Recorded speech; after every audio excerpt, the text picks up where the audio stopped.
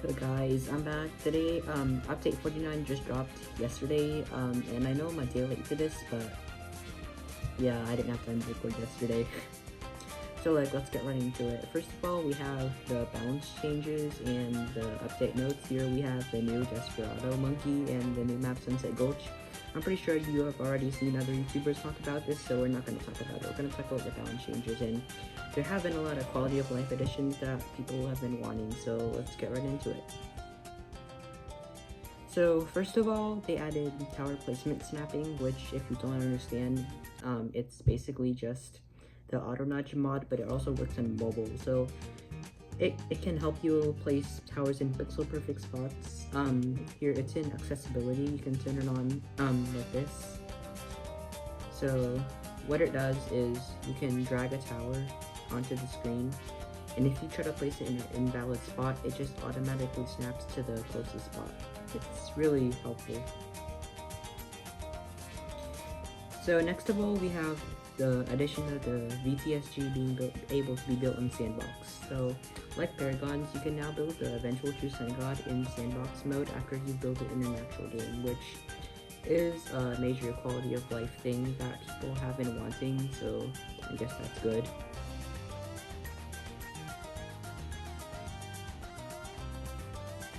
I'm gonna go ahead and build it here real quick so you guys can see how to build it if you don't know how. I like to do my VTSG as primary magic support for the temple sacrifice, and then all classes for the True Sun God sacrifice, because the military sacrifices are actually very bad, and the support temple sacrifice is more DPS, not including the buffs. If so, like that's a thing to keep in mind.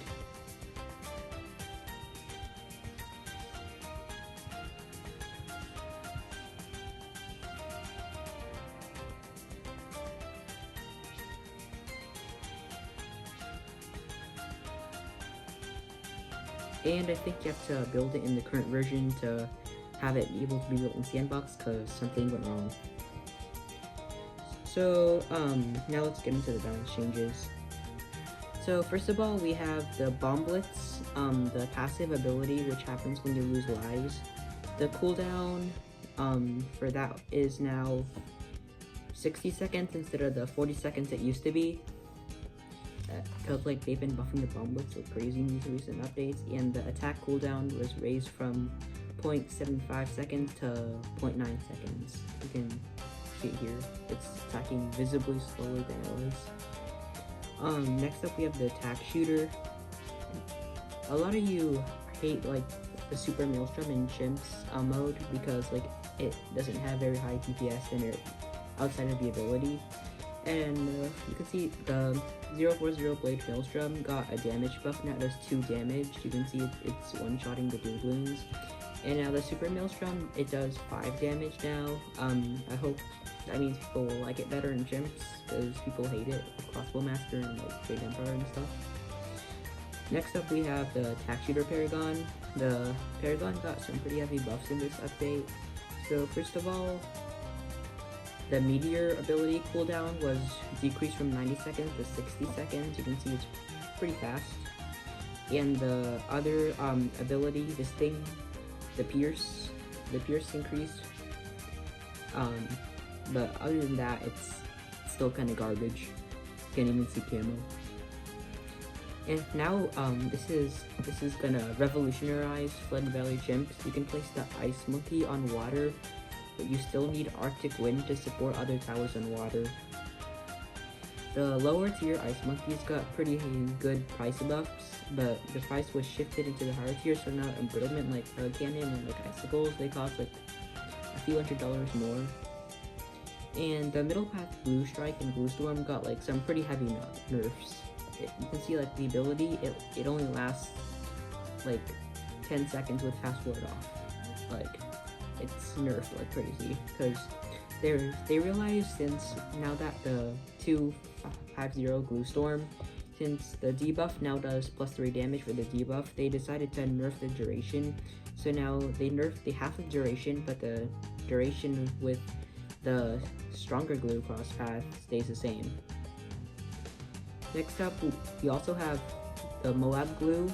The duration also got nerfed from 24 seconds to 11, I think. No, it's 12. So it lasts visibly shorter. And now we have the Sniper Monkey. The cripple Moab's damage got nerfed from 280 to 140.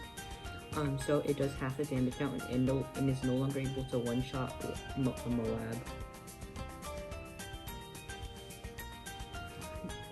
This one's not really important, but we're still gonna do it. The Submerge and Support toggle for the Monkey sub, it got buffed, so now you can unsubmerge and submerge much faster. And the aircraft carrier here, the aircraft carrier's planes, they got a much wider field of view.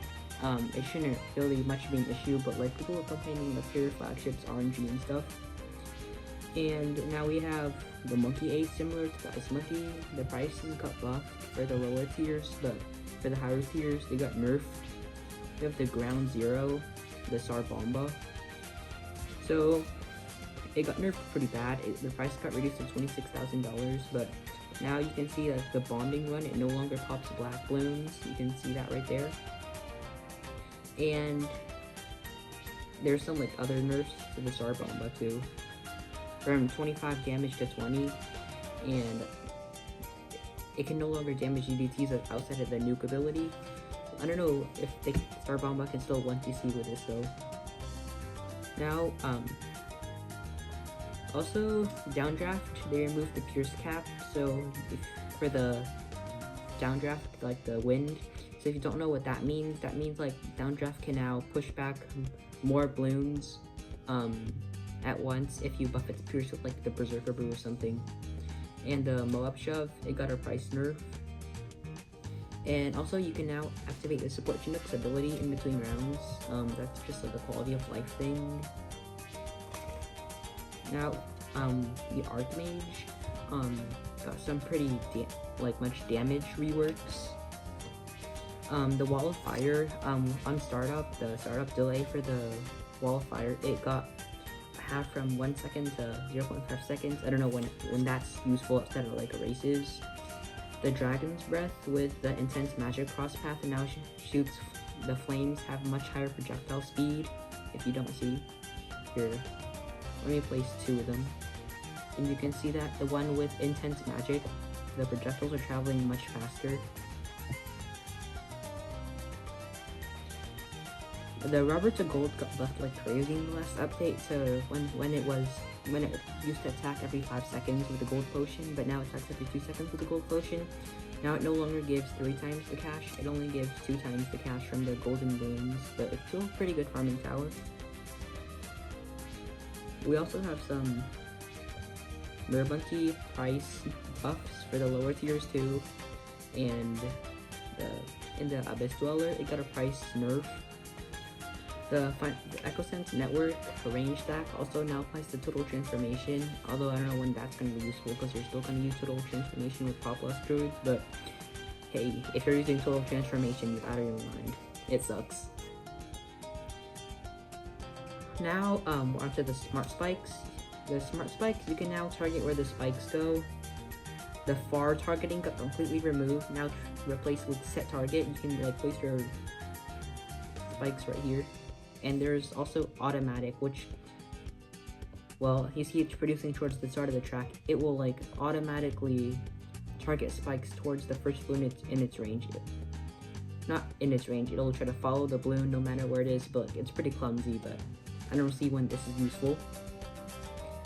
But now with the Smart Spikes reworked, the Moab Shredder spikes, it got pretty buffed. So this, you can like use like, let's see here, a balloon trap, like, and then like it's like ranks bosses who are trying to spend at least cash as possible. Like you can have like the spikes pop the blimp and then they walk right into the trap. And that's pretty much all for the towers. We have ETN's price got buffed. We got Adora price nerfs. Corvus also got nerfed, and there's probably a few things I missed out there, but hey, well, that's pretty much it. Well, if you enjoyed this video, well, give it a like, subscribe.